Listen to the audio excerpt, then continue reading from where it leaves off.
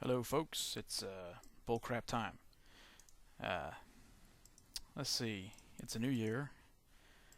I got the shark business squared away. It's all ready for submission to Yo-Yo Games whenever they get their store thing up in order. And if things don't work out there, I'm just going to resubmit it to various sites that it's been to before. And try to snag some business that way. I'm also going to, as an experiment, up the price to $10 because sales have died down on the site itself. Pretty much non-existent right now.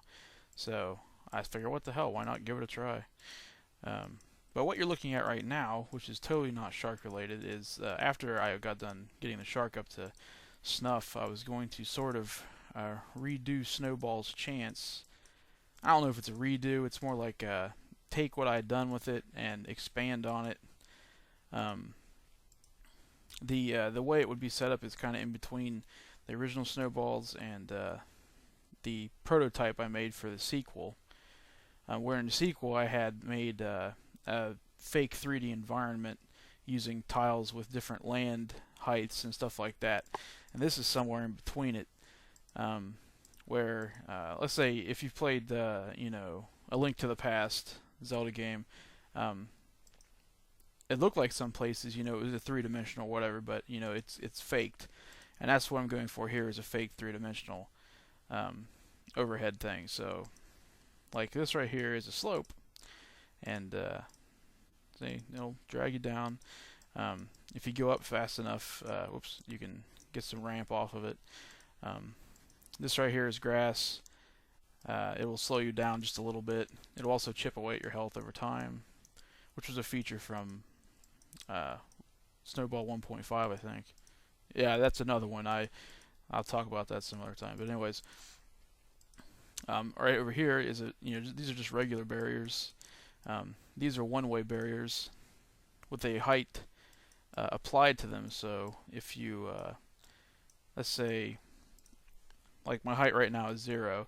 I got, you won't be able to do this without an item in game, but if it's over 48, which is what these are labeled as, you can clear it, and it'll bring your Y position up, so it looks like you've went up a level, and on the opposite end you can fall off and do that. But of course, you know what kind of puzzles to expect from that. Eventually, ramping puzzles and just traversing different heights and things. Items, I got items in, like this little rock here. Doesn't show anything visually when you pick it up. Once you get close enough, you can just click on it or left click, and you can pick it up. It affects your speed and your gravity, so you drop faster. You don't go as fast, but you can hit things harder. And there'll be all kinds of items you can pick up that will affect certain things like that. Get rid of the item, but you can only hold one at a time. Use the middle mouse button, you'll throw it, and that throw speed can depend on how fast you're going. And the physics for these items like that are in motion are the same exact as the snowball, to a degree. So they take the same effects from these tiles here. But that's took me 3 days to put this together so far. Oh, here's another thing I want to talk about. Since this is like a pseudo, you get to play with perspective and things like this. Like, it's not perfect perspective. So, like, let's say right here is a slope edge. You'd see a little bit of, a barrier slope going down that you couldn't traverse. Whereas over here, you'd see like a whole, 48 pixel high thing. It's stuff like that. And I had trouble finding out how to make it look good falling off the edge over here because there's not as much, and I can't just shift the Y position like I could going left and right, because then I would be actually moving into the barrier again and stuff like that. So I had to find what would make it look good falling off. So I just gave his height speed a boost, and it looks kind of like he just bounds off of it like that. I tried different settings and stuff, and I think that's the best one I come up with. It's pleasing to the eye, and it doesn't screw with you too much. Whereas over here, you just kind of drop right off. It lowers your, sets your position down, 48 and your height by 48, so it looks like you're falling off of a raised platform. Let's see. Yeah, I got this all in about 3 days of tinkering around, which is funny because back when I did the,